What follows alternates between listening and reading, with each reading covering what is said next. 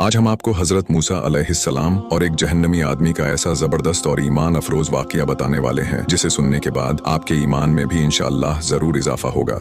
इसीलिए इस वीडियो को बिल्कुल भी मिस न करें और इसे आखिर तक जरूर देखें। कौम बनी इजराइल में एक शख्स था जो किसी पहाड़ की एक गाड़ में रहा करता था। न वो लोगों को देखता और न लोग उसको देखते। उसी गाड़ में एक पानी का चश्मा था। वो उसी से वुजू करता और पानी पीता। जमीन में उगे फलों से वो अपना गुजारा करता और अल्लाह की इबादत में जरा सी भी सुस्ती न करता। जब हजरत मूसा अलैहिस्सलाम को उसके बारे में पता चला तो आपने उससे मुलाकात करने का इरादा किया। जब आप अलैहिस्सलाम उससे मिलने पहुंचे तो वो अल्लाह की इबादत में मशगूल था। ये देखकर आप वापस चले आए। बाद में दोबारा आप उससे मिलने पहुंचे तो वो शख्स अल्लाह से दुआ कर रहा था। मूसा अलैहिस्सलाम ने उस शख्स से फरमाया कि ऐ शख्स अपनी जान पर नरमी करो। उस शख्स ने जवाब दिया कि ऐ अल्लाह के नबी, मुझे डर है कि मैं कहीं गाफिल न हो जाऊं और जब मेरी मौत आए तो मैं अपने रब की कोताही करने वालों में न हो जाऊं। मूसा अलैहिस्सलाम ने उससे पूछा कि क्या तुम्हारी ऐसी कोई जरूरत है जो मैं अल्लाह से कहूं? तो उस शख्स ने कहा कि ऐ मूसा, आप बारगाह इलाही में अर्ज कीजिए कि मुझे अपनी रजा और खुशनुदी अता फरमा दे और आखिरी दम तक अपने अलावा किसी और की इबादत करने से मुझे बचाए। चुनांचा जब हजरत मूसा अलैहिस्सलाम कोहे तूर पर अल्लाह से हम कलाम होने के लिए गए तो अल्लाह से बात करते हुए आपको उस शख्स की बात याद न रही, लेकिन अल्लाह रब्बुल इज्जत जो सब कुछ जानने वाला है उसने फरमाया कि ऐ मूसा, तुझे मेरे बंदे ने क्या कहा था?